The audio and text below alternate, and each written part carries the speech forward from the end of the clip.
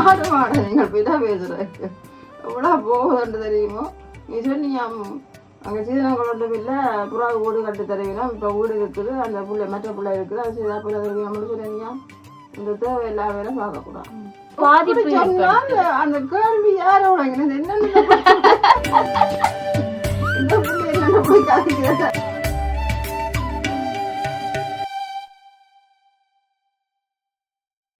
அனைவருக்கும் வணக்கம். நான் தாரகா. நான் அம்மா. இன்றைய தினம் சமுதாயத்துல பெரிய அளவுல தாக்கத்தை ஏற்படுத்தி கொண்டிருக்கிற ஒரு தலைப்பை பற்றி தான் பகிர்ந்து கொள்ள போறோம். என்ன அதுவுமே எங்களுடைய தமிழ் சமுதாயத்துல அதிக அளவுல தாக்கத்தை ஏற்படுத்தி கொண்டிருக்கின்றது. எங்களுடைய எதிர்கால சந்ததியினர், இப்ப நடைமுறையில இருக்கக்கூடிய சந்ததியினரால எதிர்காலத்துக்கு இது ஒரு பெரிய பாதிப்பை ஏற்படுத்த போதும். அம்மா ஆரம்பத்துல அப்புறம் நிறைய கதை பசரியோ. அப்ப என்ன தலைப்புன்னு சொன்னா இப்ப எங்களுடைய இளைய தலைமுறையினரை பார்த்தா திருமணம் செய்யற வயது ஒரு அதிகரித்த நிலையில தான் இருக்குது. அதை விட திருமணம் செய்யாதவர்கள் எண்ணிக்கை கூட அதிகரித்து கொண்டு போகுது. இதுக்கு பின்னுக்கு இருக்கிற காரணம் என்ன என்றதை பற்றி தான் இன்றைய தினம் நாங்கள் விவாதிக்க போறோம். இப்ப அம்மாட்ட கேட்போம். அம்மாவுக்கு 32 வயதுல திருமணம் 32 வயது தானே 32 வயதுல திருமணம் நடந்ததுக்கு பின்னால் இருக்கக்கூடிய காரணம் அம்மா ஏற்கனவே சொல்லி இருப்பா, அம்மாவனுடைய குடும்ப சூழ்நிலை. ஆனா அம்மாண்ட தலைமுறையில இருக்கக்கூடிய ஆக்களுக்கு எத்தனை வயதுல திருமணம் நடந்ததுன்னு சொல்லி அம்மாட்ட கேட்போம். அது என்னண்டா 18-19 வயது தான் அநேகமான ஆக்கள். அவையோட அதுக்கு பிறகு குடும்பத்தோட 2 குடும்பம் சேர்ந்து செய்வேன், சில அது விரும்பி செய்யுங்கள். அதுகள் அது குடும்பங்களோட சேர்ந்து சந்தோஷமாக குழந்தை குட்டிகளை பற்றி வாழ்ந்த வரலாறு தான் இருக்கு. அதுக்கு மேல நான் அதை பற்றி சொல்லணும்னு சொன்னா எனக்கு தெரியல என்ன மாதிரி. அதோட நானும் ஒரு விஷயத்தை அவதானிச்சிருக்கிறேன். என்னென்று சொன்னா இப்ப நாங்கள் பழகுற உங்கள்ட வயசுக்காரர், அதாவது நாங்கள் பழகுற டீச்சர்ஸா இருக்கட்டும், இல்லாட்டி உங்கள்ட வயசுல இருக்கக்கூடிய உங்கள்ட தலைமுறையினர் இருக்கக்கூடிய ஆக்களுக்கு சகோதரங்கள் எப்பவுமே ஒரு 5-6 தான் இருப்பினோம். ஆனா இப்ப எங்களுக்கு எதுனா எனக்கு 2, அம்மாண்ட தம்பிக்கு பிள்ளைகளே 2, இன்னும் அதுக்கு பிறகு போக போக உண்டு. அப்படி குறைஞ்சு கொண்டு வருது. அதுக்கு பின்னுக்கு இருக்கிற காரணத்தையுமே விவாதிக்க போறோம். சரியோ? இப்ப முதல்ல மேன் எங்கண்ட பிள்ளைகளுக்கு இன்னுமே இந்த திருமணம் நடக்காம இருக்குது. எங்கண்ட தலைமுறையினர்ல இருக்கக்கூடியது உங்களுக்கு மேலே நிறைய பேர் இருக்கணும். அதுக்கு காரணம் என்னன்னு நான் நினைக்கிறேன்னு சொன்னா நம்பிக்கை இல்லை. அவே என்ன ஒருத்தர்கிட்ட போய் அவர் எப்படி நடத்துவாரோ, அவன் குடும்பம் என்ன எப்படி நடத்துமோ, உதாரணத்துக்கு நான் தனிமையில இருப்பேன் என்று யோசிக்கிறாக்கள் இருக்கிறேன். அதே கட்டத்தில் நான் நல்ல கல்வியை பெறணும், நான் நல்ல தகுதியான வேலையை பார்க்கணும், அதுக்கு பிறகுதான் எனக்கு கல்யாணம் என்று சொல்றாக்களும் இருக்கிறேன். இப்படி பல விதமான இதுலையும் கல்யாணம் கட்டாமல் இருக்கிறதுக்கு இந்த காலத்துல ஒரு காரணம் இருக்கு. அந்த காலத்து கதைக்கும் இந்த காலத்து கதைக்கும் வித்தியாசம். அப்ப இந்த காலத்துல இப்படி, அந்த காலத்துல தாயப்பன் சொல்றாங்க அப்படியே தலையாட்டி கொண்டு கட்டி கொண்டு இருக்கிறாங்க. அப்ப இப்ப என்னன்னா பிள்ளைகளுக்கு கல்வி, ஆம்பளை புள்ளியோ பொம்பளை புள்ளியோ படிப்புல முன்னணியில நிக்கிறோம், தங்களை கொண்டு ஒரு தொழிலத்தை கொண்டு நிக்கிறோம். அப்ப அவைய அப்படியானவ இப்ப சும்மா நோமலா அப்படி என்னண்டாலும் ஆண்டு போன்ட்டு இருக்கிறதுகள் கட்டுதுகள். 17-18 வயதுல இப்பவும் கட்டுதுகள். அதுங்களுக்கு தெரிஞ்ச தெரியத்தக்க இருக்கணும். அது அந்த சூழல் நல்ல மாதிரி தைரியமாக நின்று நான் படிக்கணும், உழைக்கணும், எங்கள்ட வீட்டாரை பார்க்கணும்னு நினைக்கிறதுகள் இருக்குதுகள். அதுகள்லாம் இந்த கல்யாணத்தை விரும்பாமலுக்கு தள்ளி போட்டு கொண்டு போகிறது. 2வது பெண்கள் இருக்கிறதுக்கு ஒரு காரணம் இருக்கு. என்ன ஏற்றுக்கொள்ளுவினமோ, என்ற மாமன் நல்ல மாதிரி பார்ப்பினமோ, கணவர் பார்ப்பாரோ, நான் இப்போ இங்கே இந்த சுதந்திரம் மாதிரி அங்கே இருக்கலாமோ, அந்த கற்பினையில மூழ்கி கொண்டு போய்க்க இது வேண்டாம், கல்யாணமே வேண்டாம் என்ற முடிவுக்கு வரவே இருக்கிறான். அதனாலதான் இன்றைக்கு அந்த நிறைய கல்யாணம் கட்டாமல் இருக்கிற எண்ணிக்கைகள் கூடிக்கொண்டு போகுது. நீ இதை பற்றி என்ன நினைக்கிறான்னு நான் உன்கிட்ட கேட்கிறேன், நீ சொல்லு. எனக்கும் நான் ஒரு தலைப்படிக்கைக்கு நிறைய விஷயங்கள் ஆராய் வந்தானே. அப்படி ஆராய்க்க நீங்கள் சொன்ன 2 காரணமுமே இருக்குது. இதுல நீங்க 2வது சொன்னதுக்கு பின்னுக்கு இருக்கிற காரணம் என்னன்னு சொன்னா இப்ப எங்கண்ட சமுதாயம் நீங்கள் இருக்க உங்களோட சமுதாயம் சமுதாய மக்களோட முடிஞ்சு போகுது. ஆனா இப்ப எங்கண்ட சமுதாயம் உலகளாவிய ரீதியில இருக்குது இந்த சோசியல் மீடியாவோட.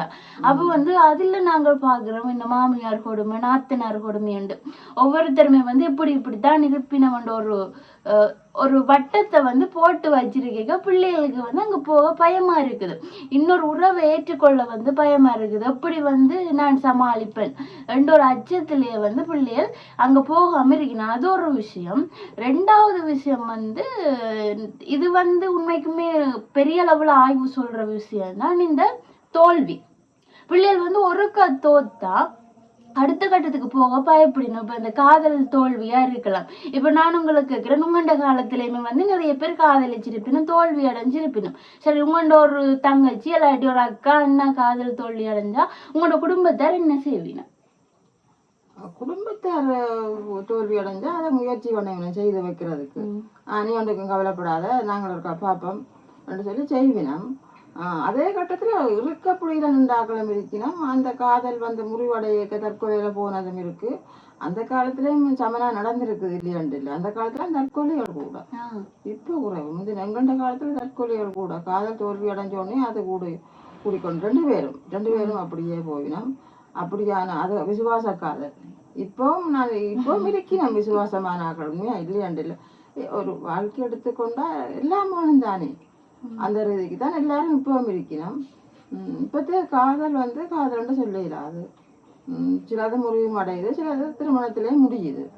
அந்த முறிவடைஞ்சவ திருப்பி தோல்வி அடைஞ்ச ஒரு சிலர் எங்களுக்கு திருமணம் வேண்டாம் என்று சொல்லி போட்டு இறுக்கமான குடியில இருக்கிறவையும் இருக்கணும். அவையும் இந்த எண்ணிக்கையில செயல்படுகிறோம். இன்னொரு உறவை வந்து ஏற்றுக்கொள்ள மறைக்கணும். இதுக்கு பின்னுக்கு இருக்கிற காரணம் என்னன்னு சொன்னாமா, இப்ப வந்து அந்த காலத்துல ஒரு பிள்ளை தோல்வி அடையுது, ஒரு பக்கத்துல வந்து நீங்க சொல்ற அசம்பாவிதங்களுக்குள்ள வந்து போயிடும் ஒரு பக்கம், இன்னொரு பக்கம் அந்த பிள்ளைய தேட்டி எடுக்க வந்து நிறைய பேர் இருக்கணும். ஆனா இப்ப வந்து அந்த பிள்ளை இன்னொரு ஆளோட அணுகிறதுக்கே வந்து வாய்ப்பு கொடுக்குது இல்ல. தாயை சேர்ந்த கதைக்கு வந்து இந்த தன் உணர்வுகளை வந்து வெளிப்படுத்த முடியல அந்த பிள்ளையால. அதால ஒரு வைராக்கியம் பிறக்குது. அந்த வைராக்கியத்தோட வந்து தன்னால தனியா வாழணும் வந்து நிறைய வழி இருக்குது தானே, தனியா வாழ்ந்து கொண்டு போகுது. ஆனா கடைசி காலம் தான் வந்து கொஞ்சம் உணர வேண்டி வரும், இல்லை எனக்கு ஒரு துணை இருந்தா நல்லா இருக்குமே என்றது. அப்படி நிறைய பேர் உணர்ந்தாக்களும் இருக்கணும். அதால வந்து நான் இந்த விஷயத்தையுமே வந்து சொல்லிக் கொள்றேன். இப்ப 3 பேர் 3 காரணம் வந்து சொல்லிட்டேன். அடுத்தது ஒரு காரணம் சொல்லுங்க அப்போ. நீ சொல்ற என்னன்னு சொன்னால், இப்போ ஆக்கள் இல்லை, காதலிச்சு தோல்வி அடைஞ்சால் பெற்றார் கதைக்கிறீங்களா, உறவினர் கதைக்கிறீங்களா, அதனால அந்த பிள்ளை கொஞ்சம் பலம் குறையுதான்ட்டு. ஆனா இப்போ உண்மையா பிள்ளைகளோட நல்ல சிநேகமா நல்ல இதா கதைக்கிற பெற்றார் இருக்கணும். அப்ப இல்லையன்றது நாங்கள் சொல்லக்கூடாது. இப்ப அவையோட குறைவுன்றதான் சொல்லாம இல்லையென்று சொல்லிடாது. பிள்ளைகளுக்காகவே வாழ்றாங்க நிறைய பேர் இருக்கணும். இப்போ இல்லையன்று இல்லை. இதை பற்றி நான் இன்னும் ஒன்று சொல்லணும். திருமணம் ஆகாமலுக்கு பெண்கள் எண்ணிக்கை கூடுதுன்னு சொன்னா சீதனம். அது இன்றைக்கும் இருக்குது, அன்றைக்கும் இருக்குது, இன்றைக்கு வலுவான முறையில இருக்கு. அந்த ஆய்வுகள் சொல்ற மாதிரி நாங்க முன்னுக்கு சொன்னது இது. நான் பார்த்த கண்ணோட்டத்துல எத்தனையோ பிள்ளைகள் இருக்கிறதுக்கு காரணம் சீதனம் இல்லாது. அந்த பிள்ளைகள் இருக்கிறது, பொம்பளை பிள்ளைகள் இருக்கிறதுக்கு காரணம் ஒரு பொம்பளை தான் அந்த பின்னணியில நிக்கிறா. யார் நிக்கிறா? அந்த மாப்பிள்ளையில தாய். உண்மையா அவ என்ன சொல்றான்னு சொன்னா, திரவன்ல தாலி கட்டணும், வீடு வேணும்,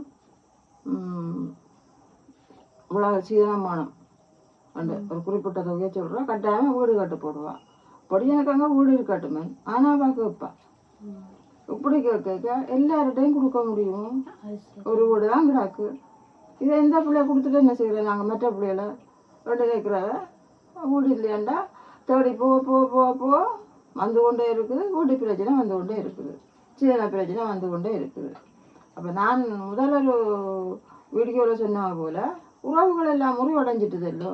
அப்போ ஒரு கஷ்டப்பாடான சூழ்நிலையில் இருக்கிறவைக்கு சப்போர்ட் பண்ணுறதுக்கும் மக்களும் இல்லை. அந்த ரீதியிலையும் அந்த பொம்பளை பிள்ளைகள் இருக்கிறதுக்கு வாய்ப்பு இருக்குது. கல்யாணமாக இருக்கிறதுக்கு அதுக்கு நிறைய ஒரு வேப்பா இருக்குது. இதுக்கு நான் என்னென்ன நினைக்கிறேன்னு சொன்னா, இந்த ஆண்களை பெற்றார் உண்மையிலேயே எதையும் எதிர்பார்க்காம எங்கள்ட பிள்ளை எங்கள்ட மகன் கல்யாணம் கட்டி வாழணும், நாங்கள் அவனுக்கு ஒரு பொம்பளைய பார்த்து செய்யணும், அந்த இணைவை மட்டும் இணைச்சு கொண்டு அவருக்கு நீங்கள் கல்யாணத்தை செய்து வச்சு வாழ வையுங்க. சீதனம்னு சொல்லிக்கொண்டு அந்த இந்த பெண் பிள்ளைய பெற்றாரையும் பதைச்சு நாளைக்கு அந்த பிள்ளைன்ற உங்களோட மகன்ற வாழ்க்கையும் வீணா போகுது. எத்தனையோ பொடியங்கள் என்னட்ட வந்து சொல்லியிருக்குது, பொய் இல்லையாண்ணா உண்மை, என்னட்ட வந்து சொல்லியிருக்குது, ஆண்டி அம்மா எனக்கு கல்யாணம் கட்டி வைக்க மாட்டா, நீங்களும் இங்கே நான் கொண்டு போயிருங்கோ. என்னட்ட இப்போ போனோம்னா இதில் நான் இந்த இடத்துல நான் போட்டோ காட்டுவேன். அது பொடியும் தான் கொண்டு வந்தால் சண்டை குறிப்பும் போட்டோம் என்னட்டா கிடக்கு போகும். நான் அப்போ முதல் ஒரு பொடியனை பிடி சொல்லி அவனுக்கு செய்து வச்சுட்டேன். ஆனால் அவனும் கொஞ்சம் வீடு பிடிக்கிறன்றவன், வீடு போனோம்ட்டு ஏதோ நல்ல காலத்துக்கு அவனுக்கு போன இடத்துல வீடு அது பிள்ளைக்கு இருந்தார். அப்போ அதை கொடுத்தது நல்ல சந்தோஷமா இருக்குது. இந்த பொடியும் கொண்டு வந்து வந்தான். ஏண்டா அப்போ அம்மா அப்பா பார்க்க மாட்டேனவன், அம்மா ஆண்டி என்னை வச்சு உழைப்பிக்கிறதுக்கு இருக்கிறான், அவள் கொஞ்சம் கஷ்டம், நான் விளத்த போகிறேன், நீங்களும் இங்கே நான் மட்டும் அந்த சிலது பிள்ளைகள் அந்த வியாபாரத்தை கொண்டு போகிற பழக்கங்கள் சிலதிட்ட இல்லை, நல்ல ஒழுக்கமான பிள்ளைகளாக இருக்குங்கள். அப்போ நான் 2-3 இடத்துல ஆராய்ச்சி பார்க்க இது இப்படி நான் என்ன கொண்டு வந்து தந்தவே இந்த மாதிரி பிரச்சனைன்னு சொல்ல அந்த தாய் வாரா, எனக்கு தேவையில்லா வேலை வேண்டாம், அவனுக்கு நாங்கள் பார்த்து செய்வோம் தானே, இந்த நாளையில் எவ்வளோ போகுதுன்னு தெரியுமோ, ஆடு மாடை ஆடு மாடை நீங்கள் பிதா பேசுறதுக்கு எவ்வளோ போகுதுன்னு தெரியுமோ, நீ சொன்னீங்க அங்கே சீதனங்கள் ஒன்றும் இல்லை, புறா வீடு கட்டி தருவீனா, இப்போ வீடு இருக்குது, அந்த பிள்ளை மற்ற பிள்ளை இருக்குது, அது செய்தா பிள்ளை தருவீங்கன்னு சொன்னீங்க, இந்த தேவையில்லா வேலை பார்க்கக்கூடாது. நான் பொம்பளை பிள்ளை வச்சிருக்கிறேன், அவனுக்கு தங்கச்சி இருக்குது, படிக்குது, படிப்பு முடிக்குது, இதுக்கு படியனுக்கு எத்தனை வயது? 36 வயது. சத்தியமான அந்த படியனுக்கு 36 வயது, அதுக்கு ஒரு தங்கச்சி இருக்கா, அது இப்பதான் படிக்குது, நீ அதை படிச்சு வேலையாகி அதுக்கு கல்யாணம் கட்டி அப்ப பாருங்க. இதை பற்றி எங்கள்ட அனுபவ ரீதியான இதை கதைக்க போய்க்க முழுக்க முழுக்க இந்த மாப்பிள்ளைன்ற தகப்பன்மார் சத்தியமா கூட அதுகளை என்னென்னாலும் மேட்ட வேண்டு தான் நிற்குங்கள், இந்த தாய்மார் தான். அது இந்த இந்த அனுபவம் எனக்கு நிறைய உண்டு, நானும் அதை அதால பழுத்து கொண்டிருக்கிறேன். ஆனால் அவன் கொஞ்சம் விட்டு கொடுப்போட இருந்துச்சுடாமண்டா. இப்போதே பிள்ளைகளெல்லாம் தாங்களும் பொம்பளை பிள்ளைகளெல்லாம் தாங்களும் உழைக்குது, ஏதோ ஒரு வழியில எல்லா பிள்ளைகளும் உண்மையா இந்த படிப்பு இல்லாட்டி கூட அது வீட்டிலேருந்து உழைக்குங்க. இப்போ முந்தின காலம் போல இல்லை, அதுகள் இப்போ ஏதோ உழைக்குதுகள். அப்போ ரெண்டும் கூடி உழைச்சி வாழட்டு கொண்டு விடாயினம் விடாயினம். அப்போ அது அப்படி இதை சொல்ல போனால் கணக்கா நான் அதை மீண்டும் மீண்டும் சொல்கிறேன். இதைத்தான் என்னென்னு சொன்னால், இந்த ஆம்பளை பிள்ளைண்ட பெற்றா 2 பேரையும் நினைங்கோ, உங்கள்கிட்ட மகனையும் நினைங்கோ, உங்களுக்கு வரப்போகிற மருமகளையும் நினைங்கோ. ஒன்று வர வேணும், எந்த பிள்ளையும் வாழ வேணும், உழைச்சி தந்த மட்டுக்கு காணும், அவள் வாழட்டுக்கும் சொல்லி அவைய விடுங்கோ. ஆனால் உங்களுக்குமே பார்ப்பினோம், உங்களையுமே பார்ப்பினா பயப்படாதீங்கோ. எனக்கு கதைக்கிறதுக்கு வேற இது கண்டிப்பா நாங்கள் இதுக்குள்ளேயே எல்லா காரணத்தையுமே சமூக ரீதியில நான் சொல்லியிருப்பேன், அனுபவ ரீதியில அது அம்மாவால மட்டும்தான் முடியும், என்னால முடியாத ஒரு விஷயம் அதை அம்மாவை சொல்லி இருப்பா. ஆனா இந்த திருமணம் நடக்காம போகுதுன்னேக்க அது எதிர்காலத்துல ஏதோ ஒரு பக்கத்துல எங்களோட வாழ்க்கையில ஒரு தாக்கத்தை ஏற்படுத்தத்தான் போகுது. இப்ப நாங்கள் நினைக்கலாம் எங்களால முடியும், தனித்து வாழ முடியும்னு சொல்லி வாழைக்க கூட அது எதிர்காலத்துல ஒரு வித தாக்கத்தை ஏற்படுத்தத்தான் போகுது. நாங்கள் அதை பற்றி 2ஆம் கட்டமா கதைப்போம். திருமணம் செய்யறதால ஏற்படக்கூடிய நன்மை, நீங்க திருமணம் செஞ்சு உங்களோட வாழ்க்கை ஒரு நல்ல நிலையில இப்ப இருக்குதுன்னு எல்லா விஷயங்களையுமே கண்டு அனுபவிச்ச ஒரு நபரா நீங்கள் இருக்கீங்க. உங்கள்ட்ட இந்த கேள்வியை கேட்கலாம், திருமணம் செய்யறதால நன்மை என்ன? 1000 காலத்து பயிரெண்டு தான் சொல்ற வேணும், 1000மோ 10,000மோ அது சும்மா சொல்லி 1000 காலம் மட்டும் சொல்லினோம். அது ஒரு சில இது சும்மா அந்த கதை பொருத்தங்களுக்கு சொல்றதா வர மறுபடியும் உண்மை. அப்ப அது கூடி போச்சு, அது 100 வருஷம் 100 வருஷம் கூடி போச்சு. 20 வருஷம் அதெல்லாம் கடவுள் பார்த்துச்சு வேற, அதை விடுவோம். அது நாங்கள் அது திருமணம் செய்யறதால இருக்கிற நன்மை நிறைய இருக்கு. என்னன்னு சொன்னா, வாழ்க்கைன்ற ஒரு சந்தோஷத்தை கழிக்கலாம், உண்டு மகளெல்லாம், விரும்பினதை வேண்டி சாப்பிடலாம். அதுக்காக நீங்க நினைக்க கூட பெற்றாரோட இருக்க வேண்டி சாப்பிட்றதே உண்டு. அவையோட நாங்கள் எத்தனை நாளைக்கு இருப்போம், அவை போடுவோம். அவை போனா போல அந்த பிள்ளை தனிமை தானே, தனிமையில அந்த பிள்ளை இந்த இளமையும் போட்டுதுன்னு சொன்னா ஒரு ஆளை சார்ந்து இருக்கணும். 2வது ஆளோட அந்த ஆளோட சொந்த ஆள் இல்லத்தானே, சொந்த பிள்ளை இல்லத்தானே, அண்ணன்ற பிள்ளை தம்பின்ற பிள்ளை அப்படி சொந்தக்காரட்ட பிள்ளையோட இருக்கணும். அங்கே அந்த பிள்ளை இந்த ஆளை பார்க்க என்ன யோசிக்கும், இவர்கிட்ட என்ன கிடக்கு, உள்ளவரண்டா ஏற்றுக்கொள்ளும், இல்லாதவரண்டா கவனிக்காது. சில பேர் இப்படியே கல்யாணம் கட்டாமல் இருந்து தன் சொத்து பத்தியெல்லாம் அழைச்சி போட்டு சும்மா இருந்தவே மிதிக்கலாம் இல்லோ, அவைகளே அந்த பிள்ளைய அண்டாதுகள். எங்கேனாலும் 1-2 அண்டம் ஒருமிக்க சொல்ல இல்லாது, கூடுதலாக அண்டாமல் இருக்கிறது தான் கூட. அது சொத்துகளோட இருக்கிறவரை அண்டி போட்டு தங்கள்ட புள்ளிகளுக்கு எல்லாத்தையும் கொடுத்து எல்லாத்தையும் அனுபவிச்சு அவர்கிட்ட கடைசி கட்டம் வருதல்லோ, அப்போ பணம் தான் பண்டாரம், வயோதிகர் மடம். அதுதான் உண்மை. அப்போ நாங்கள் இருக்கேக்கு எங்கள்ட பிள்ளைகளுக்கு திருமணத்தை செய்து வைப்போம். வாழ்றது வாழாது அவ எப்படி இருக்கிறது இருக்காதுன்றத இறைவன் தீர்மானித்து செய்யட்டுக்கும். நாங்கள் இருக்கேக்கு அந்த பக்கம் இந்த பக்கம் ஒன்றையும் எதிர்பார்க்காம ஒரு ஆண் ஒரு பெண் 2 பேரையும் முனைச்சு திருமணத்தை செய்து வைப்போம். எத்தனையோ பெற்றார் குறிப்பை தூக்கி கொண்டதுன்னா ஒரு குறிப்பாக 1000 ரூபா தெரியுமா? ஒரு குறிப்பு பார்க்கறதுக்கு 1000 ரூபா. ஏன் குறிப்பு? பாருங்க பார்க்க வேண்டாம்னு சொல்லலை. சாத்திர முறை என்ன சொல்லுது? 30 வயதுக்கு பிறகு கல்யாண பொருத்தத்துக்கு குறிப்பு தூக்காதீங்கோ, தேவை இல்லை. ஏன் சொல்லுதுன்னு சொன்னா 30 வயதுக்கு பிறகு அனுபவம் வந்துடும், அறிவு வந்துடும், ஒருத்தருக்கு விட்டு கொடுக்கணும், சேர்ந்து வாழலாம்.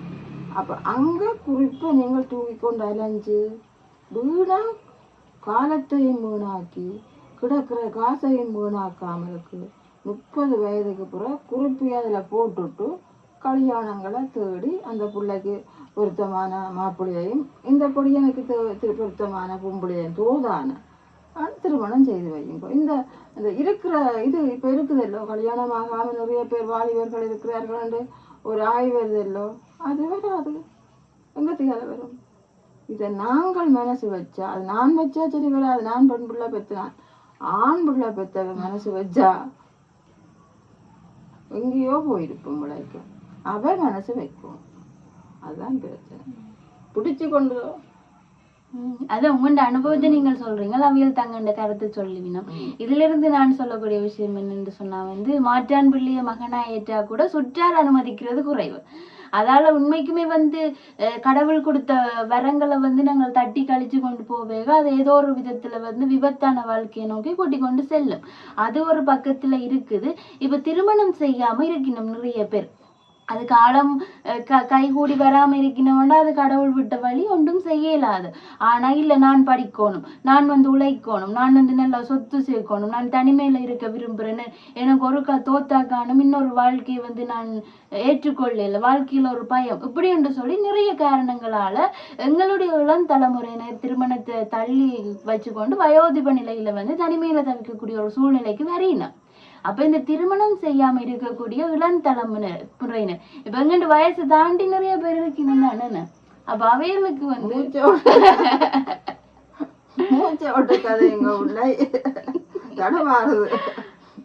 அவைக்கு நீங்க சொல்லக்கூடிய கருத்து என்ன பாதிப்பு? அந்த கேள்வி யாரோட இந்த புள்ளி என்னென்ன புள்ளி கதைக்குதான் யோசிக்கணும் சொன்னோண்டு நீங்க கொடுத்த பயிற்சி தான் ஆரம்பத்துல இப்படி நான் என்ன இன்னும் அப்படி பார்க்கல அங்க தெரியுதല്ലോ. அதை நான் பார்த்து கொண்டிருக்கேன். என்ன கதைக்குன்னா காதல விழுத்தையில அதைத்தான் பார்த்தேன். திருப்பி ஒருக்கா மக்களுக்கு விளங்கிருமோ அது அவன் உன்ன பாப்பினம் உத்து பாப்பினம் என்னென்ன கதைக்கு அத திருமணம் செய்யாம இருக்கணும் தானே. அவைக்கு திருமணம் செய்யாததால ஏற்படக்கூடிய தீமை தீமை தீமை தீமை இல்ல தீமை நஷ்டம் இழப்பு சொன்னேன். இப்ப நீங்க இப்ப நன்மை நான் நன்மைக்கு நீங்க இழப்புன்னு சொல்லிட்டீங்களே. அது நான் கதைச்சேன்டா எனக்கு அப்படி என்ன நான் கதைக்கிறேன்னு நிறையா தண்டு ஓடுவேன். அப்படி அதுக்குள்ளே அது வந்துட்டு அப்படி நாங்க டெஸ்ட் பேப்பர்ல எழுதினா நான் கேட்ட கேள்வி தண்டியன் போட்டு நீ அதுதான் நான் படிக்கிறேன். அப்ப நான் இப்ப என்ன செய்யறது? நான் ஒரு கேள்வியை கேட்க அம்மா ஏதோ பதில சொல்லி போட்டா அடுத்த கேள்விக்கு பதில் இல்ல. இப்ப இருக்கு நீங்க சொல்லிட்டீங்களே என்னது? நான் அதுதானே சொன்னான் பிள்ளை. நீ கேட்டது என்னட்ட நன்மை கேட்டேன். நன்மை நன்மை சொல்லி தின்னும் சொல்லி அதுக்குள்ளே எல்லாத்தையும் முள்ளடிக்கிட்டீங்கல்ல. என்ன கடை அப்படிதான் சொல்லுவேன். அட கடவுளே, இது கொஞ்சம் ஆர்வம் உள்ளாகவா இருக்கு. ஒரு கல்வி கேட்டு அடுத்த கட்டத்துக்கும் சேர்த்து கதைக்க சில கதைகள் அப்படியே இடவட்டு அப்படியே போடும். கதைக்கிறேன்டா கஷ்டம் தானே, என்ன கதைக்கிறேன்டா மெதுவா கதைச்சா தானே நல்லது. கதையை மெதுவா கதைக்கணும். சத்தமா கதைச்சா அதுல அடிக்கும் தெரியுமோ. சத்தம் போடாத, அடிச்சு போடாத. நான் அதுக்கு சொல்றது அதுல சத்தம் போடாத, அடிச்சு போடணும். இப்படி கை காட்டினாலே அதுக்கு கோபம் வரும். உடனே வந்து அடிச்சு போடணும். பாருங்க காலத்தை. ஆனா கோபப்படுற இல்லையா, கோபம் வேண்டா. உண்மையா புட செய்தா கோபங்கள் வருந்தான், இல்லையாண்டு இல்லை. அப்ப வீட்டுல இப்படி கோபப்படுற மாதிரி எனக்கு தெரியல. சில நேரத்துல என்னோட எனக்கு கோபம் தானே, நான் பேசி போடுவேன். பின்ன 2 பேரும் அதுல உள்ள இதுல உள்ளேண்டா பேந்தன பேச்சு தான். பேந்து வாக்கா தேத்தனி ஆத்தி கொண்டு அங்கேருந்து இங்கே வரும், இங்கே இருந்து அங்கே போகும். தேடு தெரியும் தேத்தினுடைய சொல்லிக்கொண்டு. அதுதான் கோபமா. அப்ப அதை விடுவோம். அதை விட்டு உங்களோட மட்டும்தான் கோபப்படுறேன். நான் ஒருத்தரையும் கோபப்படுறேன் இல்லை. மற்றவை அடிச்சல கோபப்பட ஆரோட கோபப்பட. அதை விட கோபப்படுற உண்மையா தேதப்பனோட மட்டும்தான். அதை எடுத்தோண்டா அங்கால போகக்கூடாது. வாழ்க்கையில போய்க்க அந்த கோபத்தை குறைச்சாதான் வாழ்க்கையில நிம்மதியாண்டா. நாங்கள் கோபத்தோடையே அப்படியே பெற்றாரோட இருக்க கோபப்படுறாங்கன்னு சொல்லிக்கொண்டு எடுத்து எல்லாத்துக்கும் கோபப்பட்டு கொண்டு இருந்தா அவங்களுக்கு அடுத்த கட்ட வாழ்க்கைன்னு ஒரு பொம்பளைக்கு இருக்கு. அது அடக்குமுறை ஒடுக்குமுறையாண்டு இல்லை. எப்போதும் பெண்கள் கோவிக்காயமான பொம்பளை பிள்ளையால் பொம்புடையால் கொஞ்சம் அமைதியான முறையில வாழ்க்கையில போய்க்க. இப்போ எங்களோட இருக்க வேற விஷயம். வாழ்க்கையில போய்க்க அந்த வேற இடத்துக்கு போறீங்களா, அப்ப அவையண்ட மனதில் இடத்தை பிடிக்கணும்.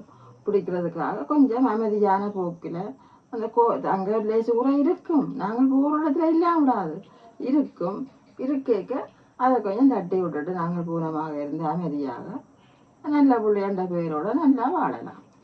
இதுவுமே அம்மா அனுபவத்துல கண்டு சொல்லுறேன். அதை நான் சொல்லிக்கொண்டு பெண்களோ சரி ஆண்களோ சரி வாழ்க்கையென்று வரைக்க விட்டு கொடுப்பு சகிப்புத்தன்மை இருக்க ஒரு ஒற்றுமையான வாழ்க்கை அமையும் என்று சொல்லி நான் நினைக்கிறேன். என்ன உண்மைதான். அதுதான் ஒற்றுமைக்கு காரணமே பொறுமை. மற்றது விட்டு கொடுப்பு. இப்ப ஒரு வீட்டுல ஒரு பிரச்சனை வருதுண்டா அதுல கணவன் சொல்றது புள்ள எங்களுக்கு தெரியும் விஷயம் புள்ளியாண்டு அமைதியா இருந்துடணும். சொல்லிக்க எதிர்பார்ட்டியா கதைக்காமலுக்கு அமைதியா கேட்டோன்று கேட்க சரி இது இப்படித்தான் இங்கே வாங்கோ, இதுல இப்படி இதை செய்தமாக இருந்தா இதுல புல நிச்சயமா வரும். எனக்கு தெரிஞ்சு இதை இப்படி செய்தா நல்லா இருக்கும் அப்படி சொல்லி பாருங்க ஏற்பார் சொல்ற விதம் வார்த்தை. அதுதான் அதுதான் அதுதான் அது. பின்ன நாங்கள் 2 பேரும் வரைஞ்சு கட்டிக்கொண்டு இப்போவாக இருந்தா எங்கள்ட செல்வங்கள் நாங்கள் எங்களுக்கு குழந்தைகள் இருக்குதான் இவரே இருக்கும். அவையின் வாழ்க்கையை நாசமா போடும். அப்ப அதுக்காண்டி பொம்பளையால் கொஞ்சம் இப்படி இருந்தா சரி. அதுக்கான எல்லாத்துக்கும் இருக்க சொல்லி நான் சொல்லல. சில விஷயங்களுக்கு கணவனோட கொஞ்சம் பொறுமையா போனா நல்லா இருக்கும். நான் இதைத்தான் இந்த பிள்ளைகளுக்கும் பயிற்சியா கொடுத்துருக்குறேன். அவையும் அதை கடைப்பிடிக்கணும். கொஞ்சம் சிக்கல் ஒரு ஆள் அந்த பார்த்தா நான் சரி, அந்த பார்த்தா கதை சரி. அது கேட்டுக்கொண்டு அது உண்மையா பிள்ளைங்க இது அப்ப நடக்கிறத சொல்லத்தான் ஆகணும். அந்த கொஞ்சம் மூல நட்சத்திரம் அப்ப கோவம் கூட சொல்லி நம்ம அப்படியானவைக்கு கோவம் கூட உண்டு. இப்ப குறைவு, இப்ப சரியான குறைவு. என்னோட சரியான மல்லு கட்டினது இப்ப உண்மையா பாவம் நல்ல குறைவுல இருக்குது. அப்படியும் அடங்கலாம், கோவங்களை குறைக்கலாம், நல்லா வரலாம், அப்படி போகலாம். போனா வெட்டியா முடியும். அதெல்லாம் புளியண்டு இல்லை. நான் அந்த மற்றவிய சொல்லிக்க அவைதான் கூடாது இவைதான் நல்ல வேண்டாம் எந்த புள்ளியண்ட கருத்தையும் நான் சொல்லுவேன். அப்படி சொல்லுவேன். அதை ஏன்னா சொன்னதான் மற்றவைக்கு தெரியும். அதான் என்ன சொல்லினோம்னு சொன்னா, இப்ப பெண்களை பற்றி அம்மா கதைச்சதால நான் இந்த விஷயத்த சொல்லிக் கொள்றேன். பெண் புத்தி பின் புத்தி என்று சொல்லுவினோம். அதாவது இது பெண்களுக்கே உண்டான ஒரு சிறப்பு இயல்பு. எங்களுடைய முன்னவர்கள் விட்டு சென்ற ஒரு வார்த்தை தான் இது பெண் புத்தி பின் புத்தி. இதன் அர்த்தம் என்னன்னு சொன்னா பெண்கள் உடனே ஒரு விஷயத்த செய்ய மாட்டினோம். அலசி ஆராய்ஞ்சு இது சரியா இது பிள்ளையான்னு சொல்லி யோசிச்சுதான் செய்வினோம். அதுதான் பெண் புத்தி பின் புத்தி என்று சொல்லினோம். அவைக்கு நிறைய நிறைய அளவிலேயே வந்து பொறுமை இருக்கும். அந்த விஷயத்தை வச்சுக்கொண்டுதான் இந்த விளக்கத்தை வந்து சொல்லினோம். இதுல இருந்து நாங்கள் சொல்லிக்கொள்ளக்கூடிய விஷயம் என்னவா இருக்குது என்று சொன்னா வந்து எதுவா இருந்தாலும் யோசிச்சு எது சரி எது பிழை என்று சொல்லக்கூடிய ஒரு மிக பெருமை வாய்ந்த ஒரு விஷயம் பெண்கள்கிட்ட இருக்குது. அதே நேரம் வந்து விட்டு கொடுப்புமை வந்து பெண்கள்கிட்ட நிறையவே இருக்குது. வார்த்தைகளை சரியா பயன்படுத்தக்கூடிய தன்மை கூட பெண்கள்கிட்ட நிறைய இருக்குது. இதேமே வந்து பயன்படுத்திக்க வாழ்க்கை நல்லா இருக்கும். அம்மா சொன்ன அனுபவ ரீதியையும் இது முன்னவர்கள் சொன்ன விஷயம். அதே மாதிரி வந்து நான் இந்த இடத்துல சொல்லிக் கொள்றேன். எது முன்னவர்கள் சொன்னது, எது முன்னவர்கள் சொன்னது? நான் சொன்னது முன்னவர்கள் சொன்னது, நீங்க சொன்னது அம்மா சொன்னது. சொன்னது அம்மா, நீங்க சரி. அப்ப அடுத்த கேள்விக்குள்ள போவோமோ இல்லாட்டி இது தொடருவோமோ? கேள்விய அரோவரான்னு சொல்லி கொண்டு போவாங்க. எனக்கு விளங்காது. நோமலாம் 2 வார்த்தையில ஒரு கேள்வியை சொன்னா ஒரு 4 வார்த்தையில அதுக்கு பதில சொல்லுவோம். நீ அடைய கொண்டு போய்க்க எனக்கு. நான் 2 வார்த்தையில கேள்வியை சொல்றேன், நீங்க 4 வார்த்தையில பதில சொல்றீங்களா? 5 நிமிஷத்துல வீடியோ முடிப்போம். அது வரும். அது பேர்ந்து நாங்கள் கதைச்சு நல்ல கருத்துக்களை சொல்லுவோம். என்ன இது விளையாட்டு? மக்களுங்களை பார்க்கினோம், இந்த கருத்துக்களை கேட்கிறோம். அவையும் இதுல எங்கேயோ ஒரு மூலையில அதுல ஒரு நல்லது இருக்காண்டு நப்பினம் இல்லை. அப்ப அதுகளுக்கு நாங்கள் சொல்லிக்க நல்ல கருத்துக்களை சொல்ல வேணும், நல்ல மாதிரி இருக்க வேணும். நாங்கள் சமையல் காணொலியும் போடுறோம், இதையும் போடுறோம். அப்ப இது அதுகளுக்கு பொழுதுபோக்கு தான். நான் எல்லாம் இது கதை குழந்தைக்கிழமை நான் சொல்றேன், சொல்லலாமோ தெரியாது. முந்தி டிவி கிடந்தது, அந்த பார்க்குற கதையொண்டு அந்த சொல்ல எல்லாம் உண்மையென்ற ஒரு இந்தியா நிகழ்ச்சி நடக்கும். அந்த நிகழ்ச்சியை மட்டும்தான் பார்ப்பேன். இப்போ வேண்டது போனில் வேலை வாரம் காட்டி விட்டா எனக்கு ஓடும். இப்போ நான் எனக்கு லீவ் விடக்கிற நேரம் சொல்வேன் எல்லாம் உண்மையாண்டு சொன்னோன்னா போனேன். அது பாட்டு படித்து கொண்டு வரும். சொல்வேன் எல்லாம் உண்மையாண்டே பாட்டு படித்து கொண்டு வரும். உண்மையாக அது ஒரு அம்மா செய்வான், நல்லா செய்கிறான். அவன் கஷ்டப்பட்டதுகள், அந்த காதில் தோல்வி, கல்யாணங்கள் தோல்வி, அந்த பல பல கதைகளை நாங்கள் அறியலாம் நாட்டில் நடக்கிறதுல. அதை மட்டும்தான் நான் பார்ப்பேன். நல்ல விஷயங்கள் இருக்குது. அப்பயே நான் அதை பார்க்குறேன்.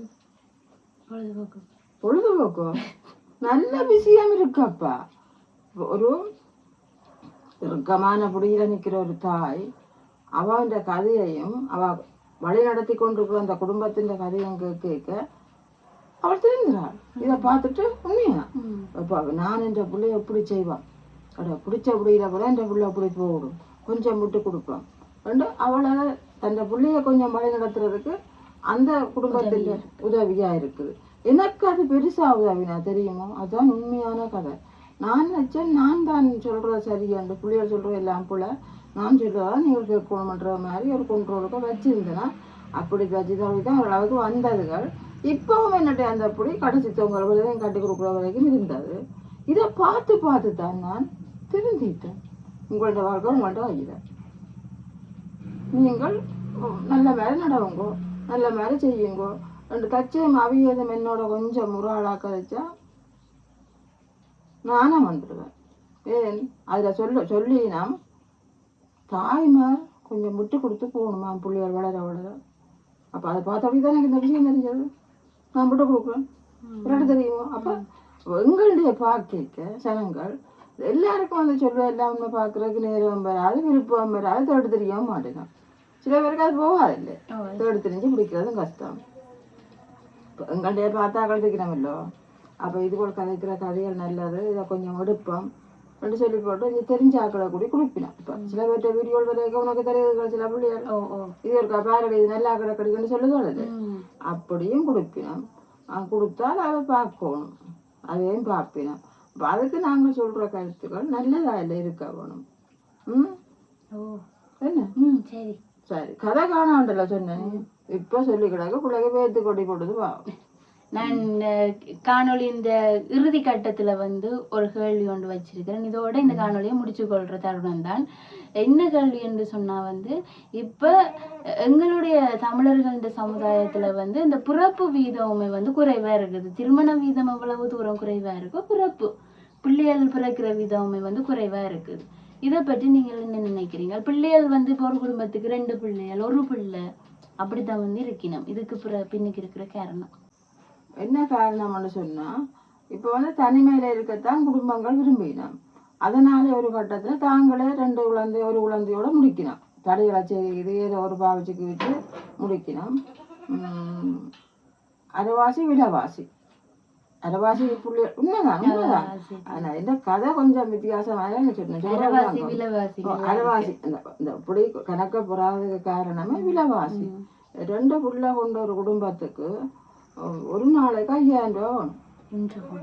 உண்மையா 5000 ரூபா வேணும். மெயின் அந்த புள்ளி அதை இதை கேட்கும் கொடுக்க வேணும். நல்ல சத்தான பழ வகைகள் இப்போத்தைய காலத்துல அதுகளுக்கு கொடுக்க வேணும். சாப்பாடு செலவுகள் மீன்கள் அதுகள் இது வேண்டதுக்கு 5000 ரூபா நாளாந்தமானம் வேண்டுற சாமான்லாம் கொஞ்சம் கொஞ்சம் கிடக்கும். அப்போ இந்த 5000 ரூபா அந்த ஆம்பளை உழைக்க மாட்டேன்.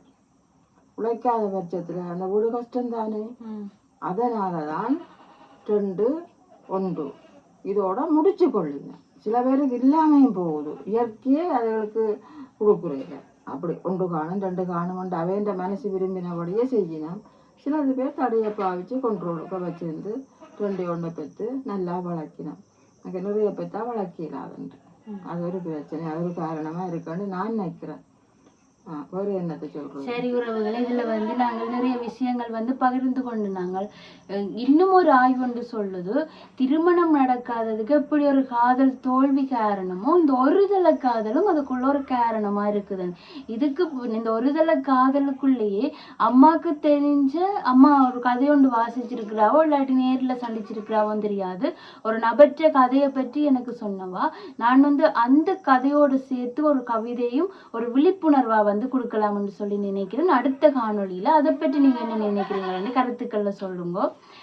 நாங்கள் நாளைய தினம் சிறந்த ஒரு காணொளியோட சந்திப்போம். இதோட முடிச்சுக்கொண்டு சரி உறவுகளை அது கொடுக்கலாம் தான். நான் ஒரு வீடியோவா என்ன அது நேரா நான் சந்திச்சது அது நாங்க ஒரு வீடியோவா கொடுக்கோம். இல்ல நேரா சந்திச்ச விஷயம் அது ஒரு அதிர்ச்சியான விஷயம். இப்படி நடக்குதான்னு சொல்லி உண்மையா நான் அப்படியும் நடக்குதோ இப்படி நடக்குமோன்னு தான் நான் நினைச்சேன். எனக்காக சொல்லியிருக்கணும். இந்த பிரச்சனையால பிரிஞ்சு வெளிநாட்டுல இருந்து பிரிஞ்சு வந்த குடும்பங்களும் இருக்குது. இப்படி பிரச்சனை நடக்குதுன்னு சொல்லி அப்படியெல்லாம் இருக்குது. நான் நேர கண்ட விஷயத்த உங்களுக்கு நான் சொல்றேன். அது ஒரு பெரிய வீடியோவா தான். நிறைய மர்மமான விஷயங்கள் அதுக்குள்ள இருக்குது. நம்ம அது குறிச்சு ஒரு கவிதை எழுத சொன்னோம் விழிப்புணர்வா கொடுக்குறதுக்காக. நான் எழுதியும் வச்சிருக்கிறேன். ஒரு வீடியோவா பகிர்ந்து கொள்ள நாங்கள் தயாரா இருக்கிறோம். உங்களுக்கு அதுல விருப்பம் இருந்தா கருத்துக்களை பகிர்ந்து கொள்ளுங்க. இதோட இந்த காணொலியை முடிச்சு கொள்வோம். நாளை தினம் சந்திப்போம். அது வரைக்கும் உங்களிடமிருந்து விடைபெறும் நான் தாரகா. நன்றி.